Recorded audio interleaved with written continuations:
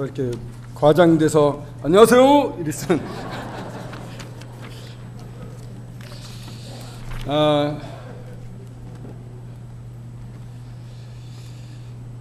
요즘에 한 말씀에 제가 이렇게 꽂혀서 살고 있습니다. 그 말씀이 저한테 너무나 좋고 힘이 되고 참 주님이 넉넉하게 은혜를 베푸시는 것을 맛보고 살 수가 있습니다. 어딜까요? 말도 안 돼. 이거 맞춰보라 그런 게 좀 이상하죠? 요한복음 17장 3절을 보지 않고 외실 수 있는 분 계시면 외시면 제가 번역한 책을 드리도록 하겠습니다.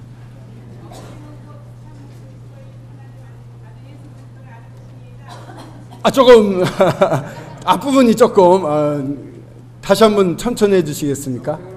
유일하신 참 하나님과 그의 보내신 자 예수 그리스도를 아는 것입니다. 예, 보고하셨습니다. 안 보셨어요? 예, 죄송합니다. 책을 나중에 저희 밖에 있는데 드리도록 하겠습니다. 영생은 곧 유일하신 참 하나님과 그가 보내신 자 예수 그리스도를 아는 것이니이다. 제가 이제 개역 개정입니다만 그 부분이, 그 말씀이 저에게 정말 그 영생을 살게 해주시고 계십니다. 영생이라는 것은 이제 한 번 받고 마는 것으로 이렇게 구원받으면 그게 이제 영원하니까 그 영원한 생명이다, 이렇게 저희들이 생각을, 그렇게 저도 생각하고 살아왔습니다만, 가만히 보니까 유일하신 참 하나님을 아는 것에서 시작이 됩니다. 하나님에 대해서 많이 안다고 하면서 사실은 의외로 모르는 제 자신을 발견하게 됩니다. 하나님이 구약에 보시면요, 지금도 동일하신 하나님이신데 얼마나 어미하시고 죄를 미워하시고 두려운 분이신지 모르겠습니다. 지난번에도 한번 말씀을 드렸습니다만, 죄를 짓게 되면 그 자리에서 바로 돌로 쳐 죽임을 당하고, 그 사랑하는 백성임에도 불구하고 하나님을 보러 시내산에 가까이 나아올 때 하나님이 죄 있는 상태로 나오는 자기 백성들을 향해서 가까이 오지 못하게 하라, 내가 돌격할까 하노라, 가서 부신다는 말씀이죠. 그렇게 두려운 하나님이셨습니다. 그런 하나님 앞에 제가 나아갈 때 어떤 자세로 나아가야 될까를 생각하게 되었고, 그때 이 말씀 그대로 그가 보내신 자 예수 그리스도를 아는 것이다 라고 했을 때 그 두 분의 관계가 제 마음속에 깊이 들어왔습니다. 바로 예수님이 어떻게 이 땅에서 사셨는가를 보게 되었습니다. 예수님은 하나님과 동등된 그 같은 위치에 계시는 분이셨습니다. 본체이셨습니다. 그러나 동등됨을 여길 것으로 여기지 아니하시고 동등됨을 받지 않으시고 자기를 비우셨습니다. 그러니까 자기 창조주 하나님이신 예수 그리스도, 이 세상을 만드셨던 그 능력이 있으신 분이 그 능력을 전혀 사용하지 않으시는 그런 비우심을 하셨습니다. 비우셨을 뿐만 아니라 종이 되셨는데 어떤 모습으로 오셨냐면 저희 사람과 똑같은 이 육체 가운데 갇히시는 그러한 가운데 이 땅에 오셨고, 또 자기를 더 낮추셔서 십자가에 달려 죽기까지 복종하셨습니다. 예수님의 삶을 보면 전혀 자기를 드러내지 않고 마치 예수님이 존재하지 않는 것과 같이 사셨습니다. 아버지 하나님이 말씀해 주시는 거 듣고, 아까도 밤 맞도록 또 오히려 새벽 미명에 아버지 앞에 나아가서 아버지가 하시는 말씀을 듣고 아버지가 보여주시는 것을 보고, 또 이 땅을 행할 때에도 임의대로 행하지 아니하시고 때가 이르렀음을 알고 라든가 마음이 민망하여져서라든가 어떤 하나님으로부터 사인이 올 때만 이렇게 반응하시는 모습을 보았습니다. 그곳에서는 예수님의 그 개인의 어떤 그 특징이나 개인을 드러내고자 하시는 것이 전혀 없던 모습을 보았습니다. 이 관계가 바로 영생의 관계라는 사실이었습니다. 예수님이 오로지 아버지 하나님을 드러내시는데 온전히 자기 자신을 드렸던 것입니다. 그렇다면 제가 어떤 삶을 살아야 될 것인지 너무 명확하게 드러나게 됩니다. 먼저 아버지의 뜻을 구합니다. 그리고 아버지의 말씀과 아버지가 보여주시는 것만을 행하기 위해 이 땅에 제가 존재하는 것입니다. 그러나 제 자신을 돌아보게 되면 제 안에는 얼마나 많은 이 육신과 죄가 남아 있습니까? 그때 이런 말씀이 골로새서 3장 5절의 말씀인데요. 골로새서 3장 5절의 말씀 제가 읽어드리겠습니다. 그러므로 땅에 있는 지체를 죽이라. 곧 음란과 부정과 사욕과 악한 정욕과 탐심이니 탐심은 우상 숭배니라. 이 말씀은요, 불신자에게 하시는 말씀이 아닙니다. 위의 것을 바라라라고 저희 성도들에게 권면해 주시면서 그러면 이 땅을 살 때 나 안에 남아있는 이 육신과 이 죄 부분은 어떻게 처리할 것인가를 권면해 주고 계시는 말씀입니다. 뭐라고 하십니까? 이 땅에 있는 지체를 죽이라라고 말씀하십니다. 보통 저희들이 구원받고 성령의 인도하심을 받으면 저희 자아 처리는 성령 안에서 저절로 될 것이라는 생각들을 많이 합니다. 그러나 성경에서는 말씀하십니다. 죽이라. 저희들의 삶에 있어서, 제 삶에 있어서 싸워야 될 것이 있었습니다. 제 이 육신과 죄의 성품들입니다. 음란이 제 안에 있습니다. 부정이 제 안에 있습니다. 사욕이 제 안에 있습니다. 또한 악한 정욕과 탐심이 있는데 탐심이 곧 우상숭배라고 했습니다. 사랑하는 형제 자매님들, 저 안에 있는 우상숭배 중에 가장 강한 우상숭배가 어떤 우상숭배일까요? 어떤 것을 하나님보다 더 소중히 여기고 하나님 자리에 앉혀놓기를 잘하는 것일까요? 또한 사랑하는 형제님 자매님들은 또 어떻습니까? 하나님보다 어떤 걸 더 소중히 여기십니까? 하나 있지 않습니까? 누구에게도 부인할 수 없는 그 한 가지, 바로 나입니다. 제가 가장 큰 우상입니다. 제가 하나님의 자리에 앉습니다. 이 우상인 나와 싸워야 되는 것입니다. 또 로마서 8장 13절에 이렇게 말씀하고 계십니다. 로마서 8장 13절을 제가 읽어드리겠습니다. 너희가 육신대로 살면 반드시 죽을 것이로되 영으로서 몸의 행실을 죽이면 살리라. 다시 한번 말씀드릴게요. 너희가 육신대로 살면 반드시 죽을 것이로되 영으로서 몸의 행실을 죽이면 살리라. 이것도 8장에 들어와 성령의 능력으로 사는 이 정말 자유를 누리고 있는 성도들에게 하시는 말씀입니다.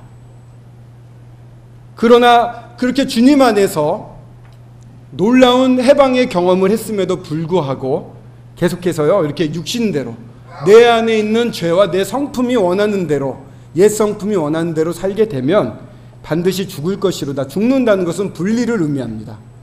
아버지 하나님과의 교제의 분리를 의미합니다. 하나님과 올바르 된 교제가 끊어지게 됩니다.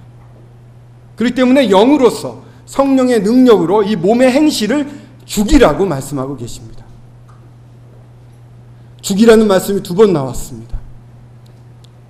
저희들 가운데 일어나는 이 육신, 이 죄의 성품, 날마다 하나님 앞에 나아가는 것을 방해합니다.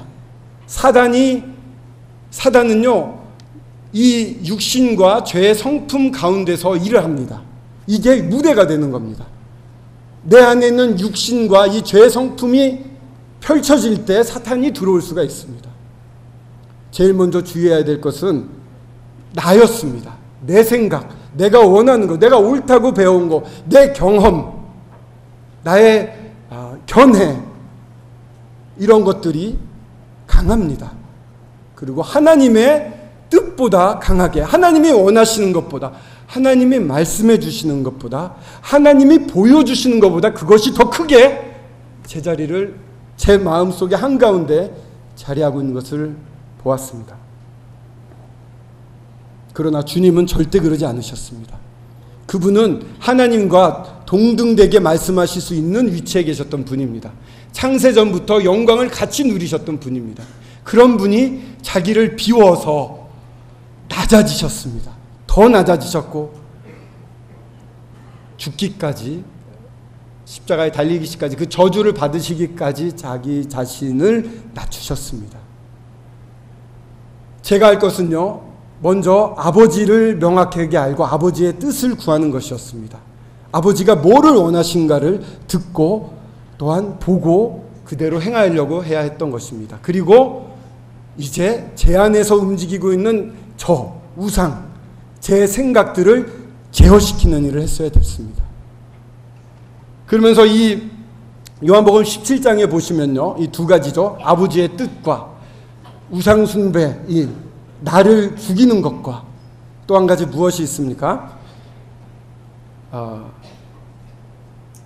세상에서 환난을 당할 거라고 15장에 말씀을 하셨고, 또 17장에 보면은 저들이 세상에 속해하여 있지 않기 때문에 세상에서 미움을 받는다고 말하고 있습니다.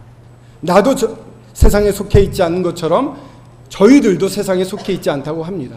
저희들이 세상에서 있습니다만 세상에서는 어떤 존재냐면 미움을 받는 존재라는 것입니다. 고난을 받는 존재라는 것입니다. 사랑하는 형제님, 자매님, 잊어버리고 살지 않습니까? 저는 잊어버리고 살았어요. 고난이 없는 것이 더 아름다운 그리스도인의 삶인 줄 알고 살았습니다. 타협을 하는 삶을 은연중에 했습니다. 하지만 이제 돌아가려 합니다. 주님이 고난을 받으시고 미움을 받는다고 하셨사온데 저는 어떠해야 될 것인가를 돌아보게 됩니다. 세상에서 고난받는 자리, 그 고난받는 것이 너무 당연한 일상이다라고 생각하기로 결심을 했습니다. 그건 제가 결심한 것이 아니라 그렇게 말씀하고 계십니다. 주님이 그렇게 사셨고, 그래서 이제는 영생, 아버지와 아들의 관계에 들어가겠습니다. 보내심을 입은 자, 주님이 아버지가 아들을 보내신 것처럼 주님은 또 저를 이 세상에 보냈습니다. 이 세상에 보낼 때 아버지와 아들의 관계가 주님이 이 땅에서 걸으시면서 누렸던 것처럼 저에게 똑같은 그런 관계를 주님이 주신다고 약속하고 계십니다. 하나가 되게 하신다고 그랬잖아요. 주님이 제 안에 들어오셨습니다. 너무 벅찬 일인데 그 주님 안에 아버지가 들어와 계십니다. 그런 관계, 그러한 나를 사랑하는 자는 내가 있는 곳에 있고, 그런 자에게는 아버지가 사랑하여 주신 것과 그 영광을 보게 해 주십시오라고 25절에 예수님이 기도하고 계십니다. 장차 일어날 일이지만 이거는 지금 주님이 주시겠다고 하시는 약속이라고도 저는 믿습니다. 27절에도 그와 같은 약속이 있습니다. 이렇게 힘들어 말하니까 힘드시죠? 저 이렇게 부드럽게 말하고 싶은데 힘이 들어가는지 모르겠습니다. 영원한 생명을 살게 하는 이 원리라고 그럴까요? 이것을, 이 영생을 생각하면서 배우게 되었습니다.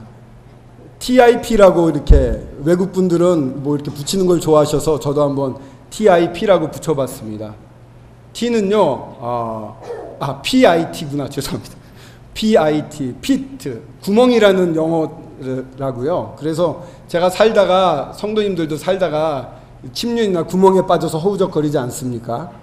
그런 PIT인데, P는 뭐냐면 포지션입니다. 포지션. 제 위치가 어디 있는가? 과연 하나님 앞에 있는가? 그걸 늘 생각해야 됩니다. 내가 지금 하나님 앞에 있는가? 영생은요, 순간적으로 딱 깨닫고 끝나는 게 아니라 계속 이어지는 겁니다. 예수님이 사시는 삶을 보면 계속해서 낮이고 밤이고 계속 아버지와 교제하는 가운데 삶을 사셨어요. 근데 저희들은요, 아침에만 성경 딱 읽고 예수님 잊어버리고 하나님 잊어버리고 하나님 앞에 떠나 있습니다. 그럼 그건 영생을 맛볼 수가 없습니다. 어떤 순간에 아침에 일어나서 밥 먹을 때, 아내와 얘기할 때, 애들 챙겨줄 때, 회사 출근할 때, 버스 안에서, 지하철 안에서, 힘들까요? 이렇게 하면? 직장에서 상사, 미운 상사 얼굴 볼 때, 까다로운 동료 볼 때, 타협하고 싶은 마음 생길 때, 또 학교에서 소주 권하는 친구 옆에 앉아 있을 때, 요즘 소주 안 먹나요? 예. 뭐 그런 여러 환경 가운데 언제나 제 포지션은 하나님 앞에 있는 것입니다. 두 번째로는 아이입니다. 아이는 아이돌, 우상이라고 했습니다. 말씀드릴 수 있습니다. 저라는 우상을 죽이는 것, 하나님의 뜻을 알기 위해 내가 주도하지 않는 것, 어디까지나 아버지와 아들이 말씀하실 때까지 기다리는 것, 이 관계에 들어가니까요, 제가 조금 아직 모르겠습니다. 더 지켜봐야 되겠습니다만 관계가 좋아지는 것 같습니다. 제가 좀 부드러운 사람 같죠? 전혀 안 부드럽습니다. 굉장히 직설적이고요, 돌직구 던지고요. 특히 저랑 같이 회의를 해보신 분들은 저를 무서워합니다. 막 깨물고 안 놓습니다. 제가 옳다고 생각하는 그런 관계에서 제가 우상이 되어 있었던 모습을 보게 됩니다. 이것이 아니면 안 된다, 이것이 하나님의 영광이다 라고 제가 꽉 잡고 있었어요. 그러나 그것이 하나님의 영광이, 하나님의 뜻이고 하나님이 보여주신 거라고 확신할 수 없을 때에도 제가 좋게 여기면 그걸 꽉 잡았어요. 제 경험에서, 뭐 외국 모임에서 봤더니 이러더라, 이런 것들이 저를 꽉 잡고 있었죠. 그거는 제가 우상이 되어 있었던 것입니다. 이것을 놓잖아요. 아버지 앞에 아버지가 보여주시는 것과 말씀하시는 것만 듣고 말하겠다라는 자세를 딱 가지니까요, 맡길 수가 있더라고요. 그 아버지 하나님 앞에 모든 것을. 그러니까 여유가 생기고 관조를 할 수 있고, 그렇게 차분해지니까 주님이 말씀하시는 게 더 잘 들리는. 모르겠습니다. 이거는 제가 이렇게 말했지만 저랑 같이 회의하시는 분들의 평가를 나중에 들어봐야 되겠습니다만, 이렇게 조금씩 이런 깝깝하고 쫓기는 데서 노임을 받고 있는데, 아이돌, 우상, 자기 우상에서, 내 생각에서 벗어나서 아버지의 뜻과 아버지가 보여주신 거라면 만족합니다라는 그런 삶. 그리고 세 번째는 T는 영어가 좀 어렵더라고요. 트리뷸레이션이라고 해서 시련 내지는 환난, 고난을 의미합니다. 그래서 제 삶에는 시련이 있는 게 당연하다는 데서 시작을 하려고 합니다. 시련이 있는 게 당연합니다. 복음 전하면요, 사실 좀 우습게 이렇게 이상한 반응을 많이 당합니다. 그게 싫어서 못 전하잖아요. 제일 먼저 뭐 택시 탔을 때도 그렇고, 뭐 길거리에서 누구한테 전하고 싶어도 그런 거 고난받는 게 너무 당연한 거라고 생각하고 시작하려고 합니다.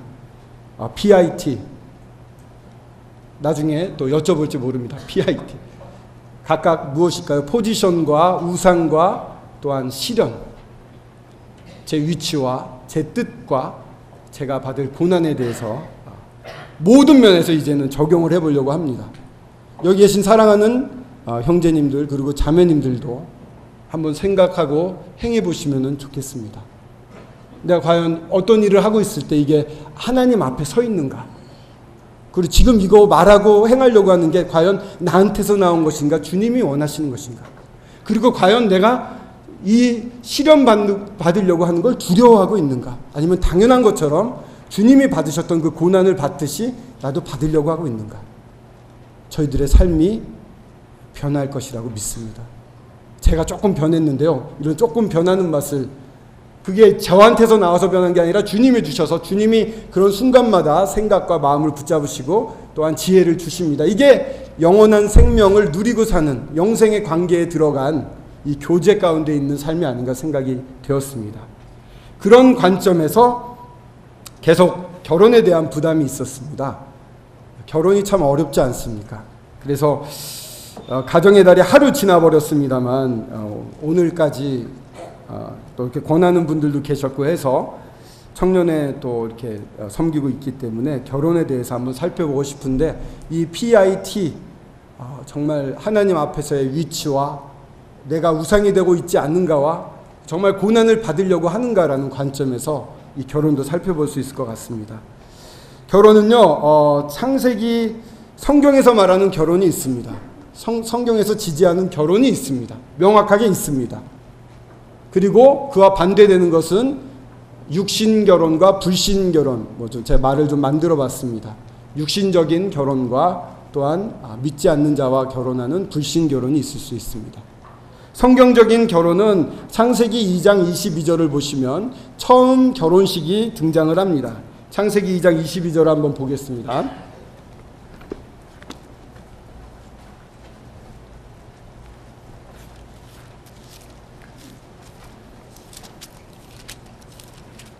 창세기 2장 22절 찾으셨으면 제가 읽도록 하겠습니다. 여호와 하나님이 아담에게 취하신 그 갈빗대로 여자를 만드시고 그를 아담에게 이끌어 오시니, 아담에게 이끌어 오시니라고 되어 있습니다. 성경이 말하는 지지하는 결혼, 그것은 이끄심의 결혼, 인도하심의 결혼입니다. 좀 특이하죠? 무엇이냐면 하나님의 뜻이 있습니다. 먼저 이 결혼이 하나님으로부터 말미암았는가를 봐야 됩니다. 하나님이 말미암았다고 그러면 그것을 알기 위해서 정말 이게 하나님의 뜻이 맞는가 인도하심을 받아가야 됩니다. 그런 과정이 필요합니다. 그리고 이게 하나님이 인도하셨다고 하면은 이제 성사가 되겠죠. 창세기 24장에 보면 또 아름다운 결혼의 모습이 나옵니다. 창세기 24장은 아브라함이 자기 아들 이삭의 아내를 얻기 위해서 아주 충성스러운 종에게 부탁을 합니다. 그래서 그 고향에 가서 그 하나님이 정하신 신부를 데려오기를 부탁을 합니다. 종이 갈 때마다 기도하고 갈 때마다 확인을 합니다.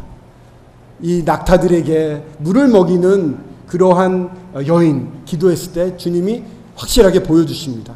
계속 기도하고 응답받고 기도하고 응답받고 그런 인도하심, 이끄심을 받으면서 리브가를 만나게 되고 리브가가 결혼을 하게 됩니다.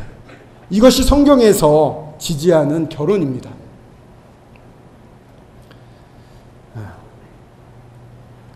하나님의 뜻이 명확한가, 그리고 내 생각이 아니라 하나님이 이것을 바라고 계시는가를 경험해 갑니다. 그리고 고난도 마다하지 않습니다. 리브가는요, 부모들이 좀 이따 떠나라, 네가 이제 떠나면 언제 볼지도 모르고 가는 길도 힘들 텐데 라고 했을 때 리브가가 선택을 합니다. 바로 떠나겠습니다. 그때 부모들은 보냅니다. 그게 고생이 된다 하더라도 그 고생을 뛰어넘는 주님의 놀라운 계획들이 있습니다. 이렇게 아까 말씀드렸던 PIT와 같은 하나님의 뜻, 그 정말 이것이 하나님으로부터 말미암은 인도하심인가 그걸 확인해가고 그게 맞다고 했을 때는 눈앞에 보이는 고난을 뛰어넘을 수가 있습니다. 그리고 또한 이 성경에서 보면 에베소서에 보면 이 교회와 그리스도의 관계, 부부의 관계를 나타내고 있습니다. 23절에 보면은 그리스도가 몸의 구주이신 것, 주인이신 것을 나타내는 것과 또한 27절에 영광스러운 교회라는 표현이 나옵니다. 즉, 이 교회와 그리스도의 관계, 부부 관계를 통해서 지금 이 에베소서 5장에서 보여주시는 것은 결혼의 목적은 어디 있느냐면은 하나님의 영광이 있습니다. 저희들 한 명 한 명을 왜 주님이 부르셨을까요? 그냥 구원받고 마는 것 때문에요? 그렇게 하면 아까 17장에 나온 것처럼 바로 데려가시기를 구했어야 되겠죠? 악에서 보존해서 이 땅에서 살기를 원하셨습니다. 무엇을 저희한테 하나님이 원하고 계십니까? 아버지가 원하시는 것은 영광입니다. 마찬가지로 부부를 부르시는 것, 가정을 부르시는 것, 주님 안에서 부르실 때 원하시는 것은 하나님께 영광을 돌리기를 원하고 계십니다. 그 가정을 통해서 하나님의 영광이 나타나기를 원하고 계십니다.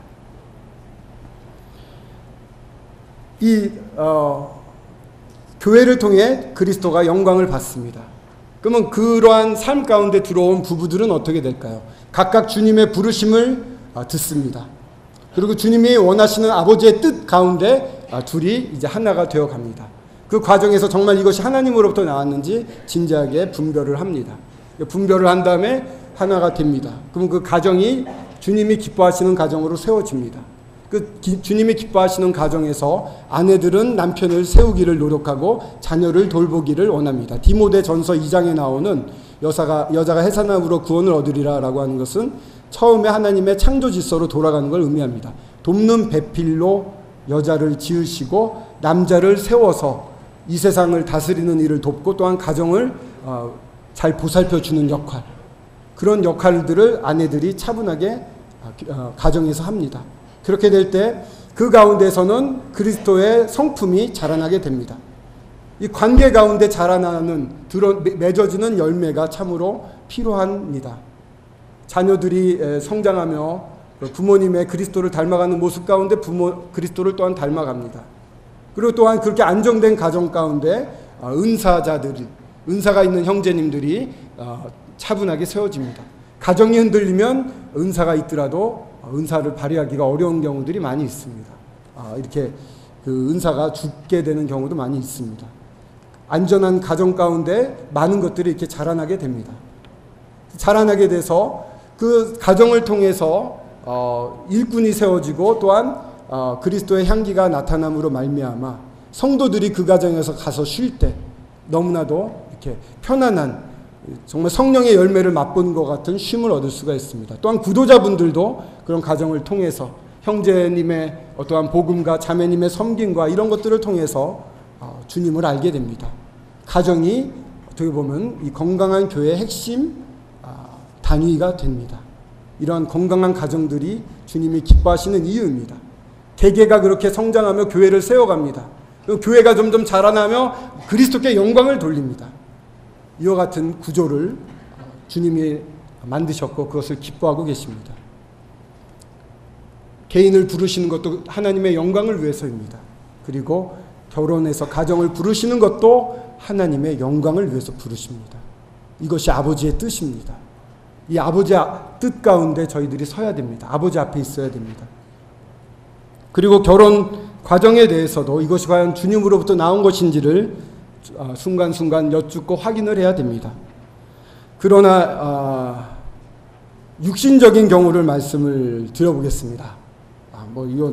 이건 이렇게 어떠한 말씀을 드릴 때 부정적인 얘기를 하는 것은 사실 저희들 정신 건강에 좋지는 않습니다. 그러나 상황을 파악하기 위해서 이렇게 한번 살펴보겠습니다. 먼저 청년들 가운데 이 육신적인 것은 어떤 것을 의미하나? 첫 번째, 하나님 앞에 서 있지 않는 삶 자세. 그게 벌써 육신적인 것이 됩니다. 그 포지션을 정하는 게 중요합니다. 내가 지금 정말 하나님 앞에 나와 살고 있는가? 그리고 두 번째, 우상입니다. 내가 과연 내가 주인 돼서 살고 있는가? 그 부분이 처리가 되지 않으면 많은 문제를 야기하게 됩니다. 교회에 그대로 세상의 풍조를 그대로 다 끌고 들어오게 됩니다. 세상의 자유연애라든가 어떤 분이 그런 얘기를 하시더라고요. 세상은 동물의 왕국이다. 이렇게 막 저게 마음에 들어 그러면 돌진해가지고 쟁취하려고 싸웁니다. 별로 이렇게 실감이 안 나시는 것 같습니다. 그러니까 무조건 마음에 들면 힘센 놈이 가서 예쁜 암컷을 차지하는 그 힘으로 다투고 경쟁하는 그러한 사고들이 세상에는 팽배해 있는데 주님 앞에 살지 못할 경우에는 그와 같은 현상을 교회 안에서도 가지게 됩니다. 그래서 처녀 총각 형제 자매님들이 이렇게 소문을 냅니다. 나는 사실 말이야 내가 좀 이렇게 상담할 게 있는데 나 어떤 형제님이 너무 좋은 것 같아. 그럼 이제 침 바르는 겁니다. 내 거니까 건들지 마. 이렇게 쫙 퍼집니다. 이거 너무 빨라요. 저는 못 듣는데 그런 얘기들이 돈다는 얘기를 듣습니다. 그렇게 하면은 한 사람이 그렇게 육신이 발동되면 육신은 육신을 또 낳습니다. 너도 나도 그런 모습이 나타나겠죠. 그런 세상의 문화가 들어오게 되게 됩니다. 그리고 또 이러한 하나님의 뜻을 분별하는 데 있어서 조심해야 됩니다. 이런 것이 들어오게 되면 하나님을 바라봐야 되는 교회에서 육신을 바라보고 서로를 바라보고 시선이 흐려지게 됩니다. 하나님을 바라볼 시선이 사람들을 바라보고 땅으로 이 시선을 끌어내리는 게 됩니다. 권하는 것은 있습니다. 저희들이 권하는 것은 어떤 분별을 할 때 청년의 책임자라든가 아니면 그런 부분을 맡아서 할 수 있는 그런 믿음의 선배들에게 가서 동료가 아닙니다. 선배들에 가서 상담을 하고 그리고 청년의 책임자 같은 경우에는 전체 어떤 교제가 이루어지고 이런 것을 파악하고 있기 때문에 어떤 사람에 대해서 기도 제목을 내게 되면 기도 제목을 내면 그 제목을 가지고 그 자매와 교제해 볼 수가 있습니다.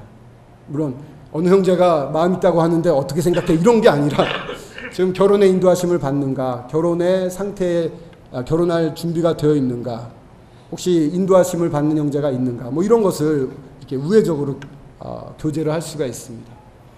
교회 안에서요 직접 들이대는 형제 자매님들이 있습니다. 가서 사귀어봅시다 이럽니다. 그러면은요 충격이 큽니다. 부담 엄청 되죠. 벌써 마음의 평안이 깨지죠. 교회 올 목적이 흐려지죠. 거기다 그 형제가 좋은 형제면 또 육신적으로 딱 맞아가지고, 좋으면 또 몰라도 싫으면은 피해 다녀야 되고요. 그렇게 해서 교회 생활이 어려워졌던 분들도 있습니다. 뭐 청년회를 떠나기도 하고 굉장히 두려운 것입니다. 부탁드리고 싶은 게 있습니다. 이렇게 소리 지르지 말라고. 부모님들에게 부탁을 드리겠습니다. 이러한 자유연애라든가 직접 대시하려고 하는 자녀가 있을 경우에는 아버지 하나님의 뜻을 구하는 그러한 차분한 자녀가 될 수 있도록 조언해 주시기 바랍니다. 그렇게 못하게 좀 도와주십시오. 그리고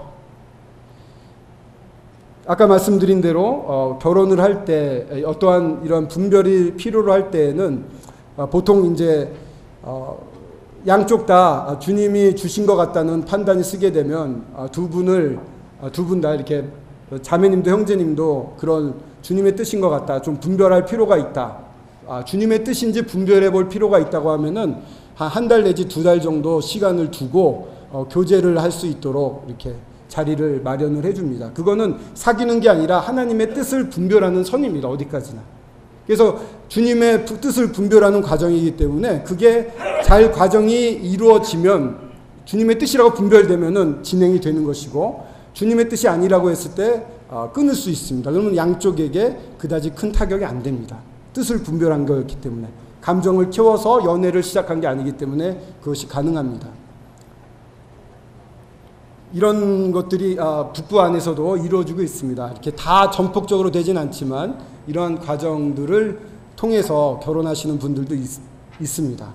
그렇기 때문에 이런 것을 아시고 우리 청년들도 그렇고 부모님들도 그렇고 어떠한 결혼의 필요가 있으면 청년의 책임자나 장로 형제님들에게, 장로로 섬기시는 형제님들에게 이렇게 말씀을 해주시면 좋겠습니다. 또 한 가지 이 육신적인 부분 중에 하나가 어려운 건데요. 선을 봅니다. 종종 선을 보거나 이런 중재를 통해서 형제자매들이 나갑니다. 근데 그 자리에서 잘 성공이 안 되는 경우가 많이 있습니다. 왜냐하면은 감정이 안 생긴다라든가 나랑 맞지 않는다 이런 얘기를 합니다. 근데요, 제가 이렇게 종합해서 들어보니까 감정이 안 생긴 것의 첫 번째 이유는요, 자기가 원하는 외모가 아니기 때문에 그렇습니다. 예쁘거나 잘생기거나 하지 않아서 감정이 안 생깁니다. 하나님의 뜻이 아닌 것 같다 그렇습니다. 육신은요 아주 강력합니다. 죽이라고 말씀하실 정도로 강합니다. 육신이 원하는 대로 냅두면은 하나님의 뜻이 보일 리가 없습니다. 그렇기 때문에 선을 보는 형제 자매님들은 나아갔을 때 어떠한 외모나 이런 것을 보지 않고 정말 내가 하나님 앞에 있는가, 지금 내가 하고 있는 행위가 주님의 뜻인가를 물으면서 나아가시기를 바랍니다. 또 얼굴 못생긴 게 그렇게 큰 문제가 안 됩니다. 제가 여기서까지 간증할 줄 몰랐는데, 저도 구원받은 지 얼마 안 됐을 때 이렇게 교제를 시작하게 됐는데, 그 상대되는 자매가 말씀을 통해서 우리는 확신을 얻는다 해서 말씀을 받습니다. 근데 말씀 보기 전에 문제가 뭐냐면은 제 아내 될 사람이었는데요, 그 사람이 못생겼어요. 가까이서 웃는데, 죄송합니다, 장인어른 장모님도 계신, 처음 들으시는 것 같네, 표정이. 여기 코에요, 그때 대학생이었던 것 같아요. 철없이 다니니까 여기 코에 이 피지가 이렇게 막 껴 있었어요. 이렇게 가까이서 보는데 씩 웃는데 막 끔찍하더라고요. 딸기 코 같고요. 막 그냥 편하게 웃는 거죠. 그냥 이렇게 내숭 안 떨고. 죄송합니다. 네. 이제 전 교회가 다 아시게 되어버렸는데 청년들에게 많이 얘기를 했습니다만 사실 거기서 제가 이제 깨졌습니다. 그 주님이 전도서 말씀으로 두 손에 가득해서 허공을 치는 것보다 한 손에 가득하고 평안한 게 낫다, 이 말씀을 딱 주셨어요. 구원받은 지 얼마 안 됐을 때 구약을 많이 안 봤는데 그 말씀을 보면서 내가 두 가지 기준을 잡고 있었구나. 영적으로도 좋고 여러 성도인 면에서 되게 좋았습니다. 밝고 또 여러 면에서 흠모할 만한 것들이 있었습니다. 그리고 또 제가 세상의 외모를 잡고 있었거든요. 근데 이 두 가지를 네가 잡는 건 무리다. 그래서 한 가지를 딱 내려놓으니까 예뻐 보이더라고요. 감정이 없다는 분들 있잖아요. 처음에 감정이 없으니까 이게 뜻이 아니다 이렇게 생각할 수도 있는데 주님의 뜻이 명확한데도 감정이 안 생기는 경우가 있습니다. 근데요, 놀랍게도 반드시 감정을 주십니다. 하나님이 주관하시는 결혼입니다. 그런데 하나님은 사랑의 하나님이신데 하나님의 속성이신 사랑을 안 주시겠습니까? 넘치도록 주십니다. 너무 좋아할까봐 걱정이 될 정도로. 어떤 형제님 표정이 완전 변했더라고요. 뭐 하트가 이렇게 마음에 뿅 들어왔다 이런 형제님도 계시고요. 여러 가지 간증을 듣습니다만 놀랍게 주님이 그런 부분을 다루시는데요. 그렇습니다. 그렇기 때문에 이러한 선 보고서 외모나 이런 마음의 감정이 안 맞는다, 안 통한다 이런 자녀들이 있을 경우에는 진지하게 하나님 앞에 엎드려서 기도해 보기를 권해 주시기 바랍니다. 그리고 결혼을 전제로 구도자를 이렇게 교회로 인도하는 경우들이 있습니다. 제가 구원받은 지 얼마 안 됐을 때였는데요. 청년 캠프에 갔습니다. 근데 나이 드신 어떤 자매님이 오셨는데 이렇게 안경을 쓰고 좀 이렇게 나이 많이 드신 분을 모시고 왔더라고요. 까만 선글라스를 쓰고 오신 것 같아요. 그러면서 그분이 얘기하시기를 이분이 구원받게 해주세요. 저희 결혼해야 돼요. 이 얘기를 하시더라고요. 그러니까 제가 어린 나이에 너무 놀랬습니다. 구원은 아까 말씀드린 대로 어떠한 티켓이나 예방접종 같은 것이 아닙니다. 이런 하나님을 알고 그 보내신 자 예수 그리스도를 아는 그 관계 가운데서 생활하는 것을 의미합니다. 그렇기 때문에 출발이 매우 중요합니다. 정말 자기 자신이 하나님 앞에 엎드려지는 것이 무엇보다 중요합니다. 마치 어떤 결혼을 위한 관문처럼 구원을 여기게 되면 그것은 오신 분에게도 안 좋고 또 모시고 온 분에게도 안 좋을 수가 있습니다. 물론 순수한 마음으로 또 오셔서 복음을 듣고 변화를 입는 분들도 있습니다. 참으로 주님의 은혜는 저희들을 뛰어넘는 것이 있습니다만 주님이 중요하게 보시는 것 중에 하나는 동기입니다. 처음에 시작이 어땠는가를 매우 중요하게 보십니다. 어느 교회가 있습니다. 어느 교회는요, 이제 정년기가 됐는데 교회 안에서는 짝을 못 찾고 외부에서 믿지 않는 친구들을 데리고 와서 결혼 상대로 데리고 와서 구원받으면 결혼을 했습니다. 한 분이 그렇게 하고 두 분이 그렇게 하고 세 분이 그렇게 하고 제법 많은 수가 그렇게 결혼을 했습니다. 그 가정들이 교회 안에서 기능을 못합니다. 전혀 활기가 떨어지고 모임 전체가 어려워졌습니다. 영적 성장을 위해서 주님 앞에서 정말 무엇이 주님이 기뻐하시는 것인가를 저희들이 생각해 봐야 됩니다. 이런 부분을 혹시나 그런 것도 좋은 거 아니야? 하나님은 구원받는 걸 기뻐하시니까 그렇게라도 구원받으면 되지라고 생각하기 쉽습니다만 아까도 말씀드렸습니다만 주님이 저희를 부르시는 이유는 하나님의 영광을 위해서 부르시는 것입니다. 모든 과정이 하나님의 영광 가운데 하나님의 뜻 가운데 내 생각이 아닌 하나님이 지지하는 생각 가운데 이루어져야지만 됩니다. 그리고 고난이 반드시 그 가운데 따릅니다. 정말 존경스러운 자매님들도 계시고 형제님들도 계십니다. 지금까지 주님 안에서 믿음을 지켜온 저보다 훨씬 연배가 많으신 분들도 계십니다. 그분들에게는 말도 없는 고난이 있을 것입니다. 하지만 그것을 누구보다도 주님이 잘 알고 계시기 때문에 주님이 넉넉히 보상하시는 날이 오실 것입니다. 그런 믿음의 아름다운 분들이 저희 교회에 많이 계시는 것도 참으로 감사가 됩니다. 또 부모님들께도 여쭈어드리고 싶은 게 있습니다. 1차적으로 자녀 양육의 책임은 부모님들에게 있다고 합니다. 제가 어렸을 때부터 들었던 얘기는요, 그러니까 결혼하자마자부터 들었던 얘기는 부모들이 이렇게 보고 말하는 것으로 아이들이 변화를 입는 게 아니라고 합니다. 가르치는 걸로 변화를 입는 게 아니고요. 부모가 하는 행동, 부모의 뒷모습을 보고 배운답니다. 아빠는 저렇게 말했지만 저렇게 하네. 저게 진리네. 이렇게 되는 것입니다.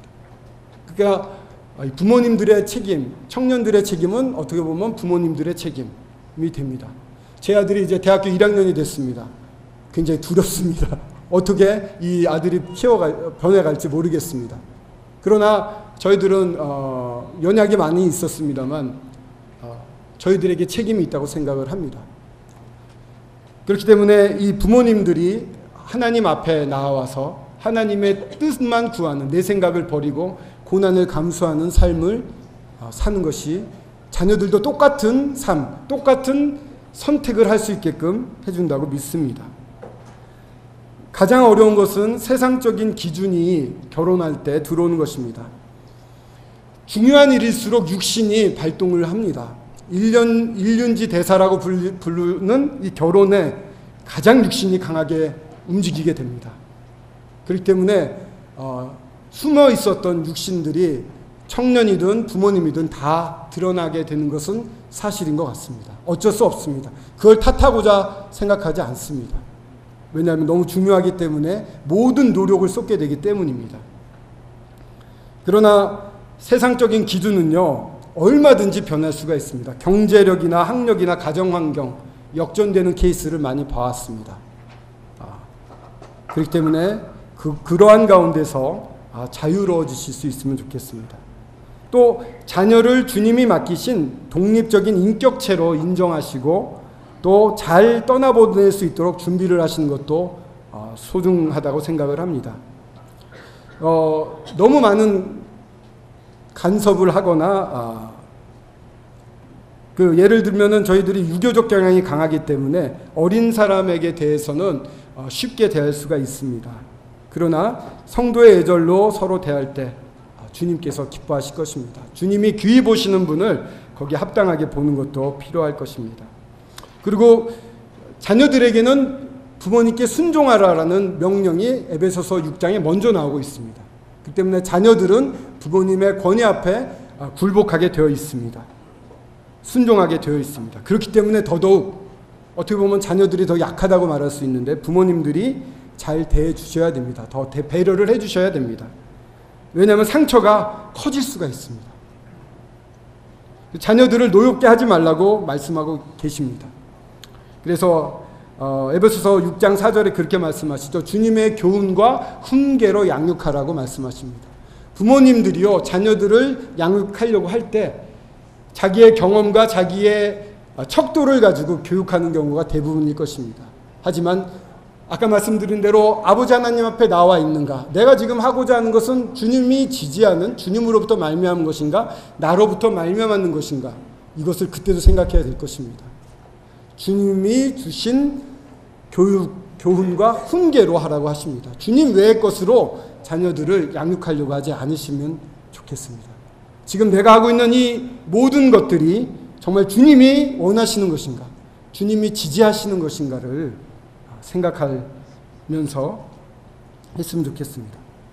결혼은 굉장히 어렵습니다. 그런데 이런 과정을 통해서 부모님들도 어려울 수 있고 또한 자녀들도 어려울 수가 있습니다만 아버지 하나님의 뜻이 명확하다면 이것은 하나의 정금 같은 믿음으로 나오는 과정이 됩니다. 고난이 따르지만 변화를 입게 됩니다. 시간과 고통이 수반되지만 반드시 정금 같은 믿음으로 아름다운 간증으로 드러날 것입니다. 왜냐하면 아버지는 선하시고 틀림이 없으신 분이기 때문입니다. 이게 육신적인 결혼에 대해서 말씀을 드렸는데 이제 불신 결혼, 이 부분은 참 다루기 어려운 부분이기도 합니다. 또 나이 어린 제가 다루는 게 합당한지도 모르겠습니다만 일부분만 같이 한번 상고하겠습니다. 아까 분명히 주님께서는 이 세상에 내가 속해 있지 않고 그렇기 때문에 너희들도 속해 있지 않고 세상이 나를 미워하니까 너희도 세상이 너희를 미워할 거라고 이렇게 선언을 하셨습니다. 너희가 세상에서 환난을 당하나 담대하라, 내가 세상을 이겼노라 라고 힘도 주십니다. 너희들이 나를 다 놓고 가더라도 나에게는 아버지가 함께 하신다고 하면서 아버지 앞에 있을 때 이 세상이 대적하는 십자가의 그 못질조차도 괜찮다고 말씀하시는 아버지를 보게 됩니다. 세상은 완전히 저희랑 분리되어 있습니다. 구분되어 있는 것입니다. 저희가 그 가운데 삽니다. 그 가운데 증거를 합니다. 그 가운데 활동을 합니다만 저희들은 거기에 속해 있지는 않습니다. 그런데 참 안타깝게도 우리 안에 있지만 충분한 교제가 되지 않고 또 경계선을, 세상과의 경계선을 왔다 갔다 하고 오히려 세상에 더 많이 노출되게 되면 이 세상의 힘에, 세상의 원리에 빠지게 됩니다. 아까 말씀드린 대로 고린도 너희가 육신대로 살면 반드시 죽을 것이로다 이렇게 말씀을 하셨습니다. 육신대로 살면 주님으로부터 말미암은 것으로 살지 않고 이 내가 원하는 것, 세상이 원하는 것으로 살게 되면 반드시 죽는다고 말하고 있습니다. 이것은 교제의 단절을 의미합니다. 하나님과의 교제가 끊어지게 됩니다. 그러면요, 그리스도인은 줄 끊긴 연처럼 힘을 못 쓰게 됩니다. 아버지 하나님과 붙어 있고 그 안에 있다는 힘, 그러한 안정감이 저희들에게 힘이 되는 것입니다. 그 관계가 깨지게 되면 저희는 아무것도 못합니다. 그렇기 때문에 세상이 휩쓸리는 것, 죄가 들어왔을 때 이 하와가 이 선악과를 봤을 때 보암직도 하고 먹음직도 했다고 그랬습니다. 그 전까지 안 그랬던 것이 그렇게 보이게 됩니다. 선악과를 먹은 다음에 내가 평가를 하게 됩니다. 나한테 좋으면 선이고 나한테 나쁘면 악이 됩니다. 그런 기준을 갖게 됩니다. 세상에 나가 있으면 그리스도인이라 하더라도 육신으로 살게 되면 그와 같은 가치관에 빠지게 됩니다. 힘이 없어요. 끌려갈 수밖에 없습니다. 그렇게 해서 참 슬프게도 그런 불신결혼을 하게 됩니다. 많은 아픔을 느낍니다. 특별히 교회에서 섬기는 분들을 상당히 아파합니다. 그러나 선택은 본인이 하는 것입니다. 본인이 최종적인 선택을 하고 또 최종적인 책임은 본인에게 있게 됩니다. 결혼을 주도하시는 분은 하나님이신데 그러한 하나님의 뜻인가를 분별할 필요도 없이 명확하게 고린도 후서 6장 14절에 15절에 명확하게 명령으로 말씀해 놓으셨습니다. 고린도후서 6장 14, 15절입니다.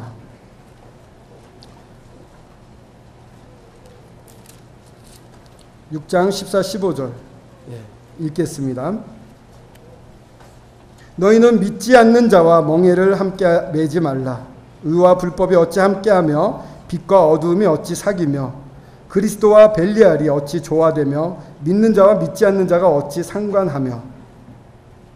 어떤 분은 말씀이 여기 한 군데밖에 없지 않습니까? 이렇게 말하지만 정말 중요한 것을 아버지가 저한테 한마디만 하면 충분합니다. 그렇습니다. 명확하게 믿지 않는 자와 멍에를 매지 말라고 명령하고 계십니다. 이 명확한 말씀을 거절한 것이 됩니다. 불순종하게 된 겁니다. 이것은 무엇보다도 하나님을 슬프게 하는 일입니다. 가장 슬픈 것은 하나님이십니다. 그리고 그와 같이 된 분은 육신해져서 계속 이끌려가기 때문에 하나님과의 원활한 교제가 깨집니다. 삭막한 삶을 살게 됩니다. 결혼하게 되면 이제는 교회와 이 그리스도가 하나 되는 놀라운 연합을, 그 진리를 결혼이란 부부가 하나 되는데 성관계에 이렇게 심어 놓으셨습니다. 그러니까 정말 영적으로 하나가 돼야 될 사람인데 영적으로는 하나가 되지 않는 이상한 괴리를 느끼면서 살게 됩니다. 어떠한 사실을 보는 시각이 다르기 때문에 너무나 의견 차이가 나고 소통이 안 됩니다. 그리고 필요 이상의 하나님에 대한 오해와 두려움에 떱니다. 아기가 아플 때 하나님이 그런 분이 아니심에도 불구하고 자녀가 아프면 너무나 두려워하는 모습을 볼 때 너무 안 됐고 슬펐습니다. 그리고 그리스도인의 특권이라고 말할 수 있는 연합되어 열매 맺어 성장해가는 그런 헌신이 전혀 불가능하게 됩니다. 그리스도인으로서의 특권은 누릴 수 있는 게 아무것도 없어지게 됩니다. 결혼 자체는 기쁜 일일 수 있습니다만 이와 같이 불신결혼은 너무나도 슬픈 일입니다. 그래서 하나님의 명확한 가르침을 불순종했다고 보았기 때문에 어떤 지방에서는 지금도 출교하는 그런 징계를 내리는 곳이 있다고 합니다. 구약에 보더라도 느헤미야서라든가 이런 데 보면 믿지 않는 자와 결혼한 이방 여인과 결혼한 사람들은 내어쫓고 자녀도 내어쫓는 모습을 보게 됩니다. 참으로 섞이는 것을 싫어하시는 하나님의 마음을 볼 수가 있습니다. 북부교회에서는 징계를 어떤 수위로 하고 있느냐면 불신결혼의 경우에는 공개적으로 알리거나 주보에 실거나 광고하지 않습니다. 또한 결혼식에도 참석을 하지 않습니다. 어떠한 예식에 참석한다는 것은 그 예식을 동조하고 인정한다는, 동참한다는 의미가 있습니다. 그래서 알리지도 않고 결혼식장에 참석도 하지 않는 이유입니다. 너무 박정해 보일지 모릅니다만 이것은 본인을 위한 또 다른 사랑의 표시이기도 합니다. 하나님의 낙심과 슬픔을 나타내는 것이고 또 그러한 하나님을 떠난 육신에 사로잡혔던 데서 하루빨리 벗어나 깨어진 마음으로 하나님 앞에 무릎 꿇고 나오기를 바라는 마음이기도 합니다. 사랑의 징계라고 이렇게 말씀드릴 수 있습니다.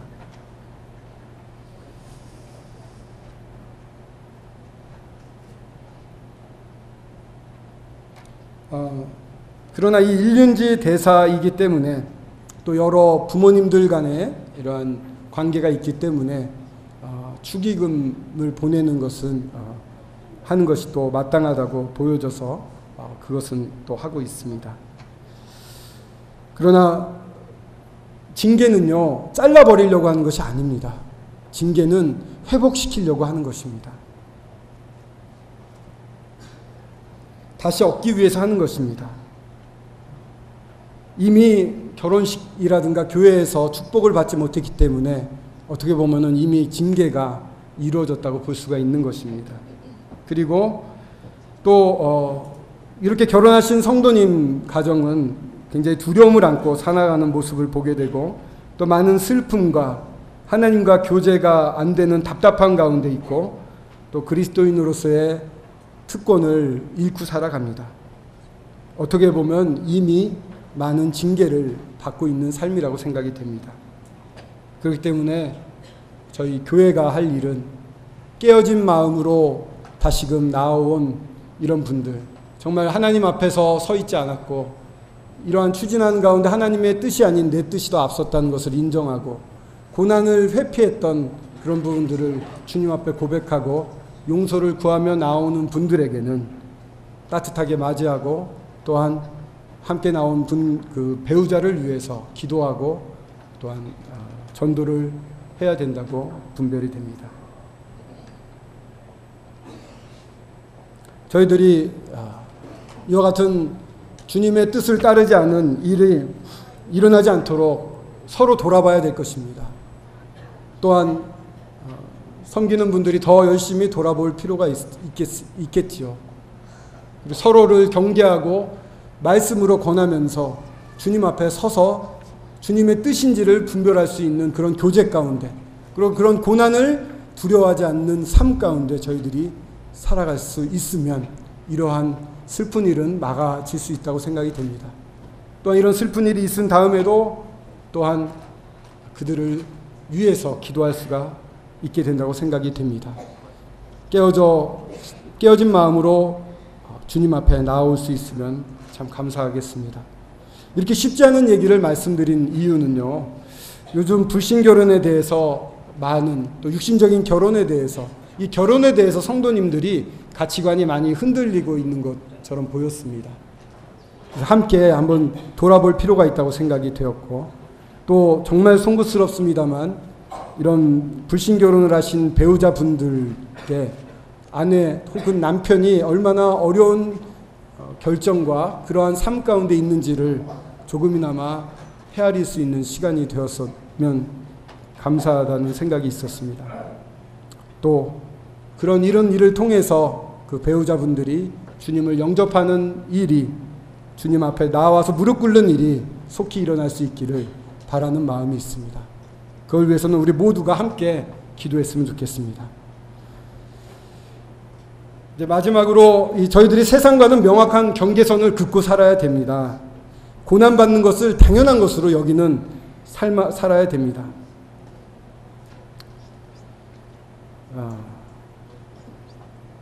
아버지가 나와 함께 계시느니라, 이 말씀 하나가 저희들에게 힘이 된다고 생각합니다.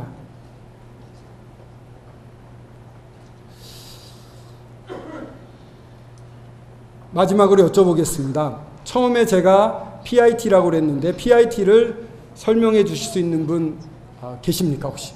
그럼 제가 번역한 그 자매님이 소천하는 과정에 대한 수기인데 정말 아름다운 결혼이 어떤 것인지가 잘 나타나 있습니다. PIT에 대해서 설명해 주실 수 있는 분이 계시면 제가 그 책을 선물로 드리겠습니다. 너무 간단하신데요. 포지션, 우상, 아이돌, 환란 이렇게 얘기해 주셨는데 약간 첨부 설명을 해 주시면 그거와 나와의 관계, 형제님과 PIT와의 관계는 어떻게 되는 걸까요? 다른 분이 하십니다. 그러면 용기를 내서 말씀해 주셨습니다. 정말 하나님 앞에 내가 서 있는가? 포지션입니다. 내가 어디 서 있는가? 두 번째 아이돌, 우상입니다. 정말 이게 지금 내가 하고자 하는 것이 전부 아버지로부터 보여주신 거, 말씀하신 걸 하려고 하고 있는가? 아니면 조급하게 내 생각을 앞세우고 있는가? 내가 우상이 되고 있는가? 하나님 자리에 앉아 있는가? 우상입니다. 그 다음에 마지막 T, 환란입니다. 시련입니다. 고난입니다. 그것이 있는 삶이 당연한 삶이라고 여기는 것. 그것이 저희가 주님과 관계를 계속 유지하며 교제를 하는데 큰 힘을 주게 되고 그러한 주님이 명하신 영생을 사는데 아주 도움이 될 것입니다. 형제님들 그렇게 사실 수 있기를 바랍니다. 그리고 마지막으로 한 분께 더 기회를 드리겠습니다. 주님이 개인을 부르시는 것은 하나님의 영광을 위해서 부르신다고 그랬습니다. 그럼 가정을 부르시는 이유는 무엇일까요? 가정을 결혼으로 부르시는 이유. 그거 다 드릴 수가 없는데요. 한 분 누가 예. 감사합니다. 기도하고 마치겠습니다. 아버지 하나님, 언제나 하나님 앞에 서 있을 수 있도록 되기를 원합니다. 제가 아니라 아버지가 보여주신 것과 들려주신 말씀으로만 행하고 살고 싶습니다. 저에게 고난이 있는 것이 당연한 것으로 여기며 살겠습니다. 이것이 제 삶 모든 분야에서 이루어짐으로 주님이 명령하신 영생을 이 순간순간 누리며 아버지 하나님의 사랑이 어떤 것이며 아버지 하나님이 보여주신 영광이 어떤 것인지를 맛보며 살게 해주실 모든 것을 주심에 감사를 드립니다. 이렇게 살 수 있도록 도와주시고 또 결혼은 주님의 영광을 위한 것이오니 주님께서 영광 받으시는 결혼을 그런 부부들을 계속해서 가정들을 세워주심으로 서울 북부교회가 온전히 주님께 영광 돌리는 교회 되게 하여 주시옵소서. 감사드려오며 주 예수 그리스도의 이름으로 기도드렸습니다. 아멘. 네, 감사합니다.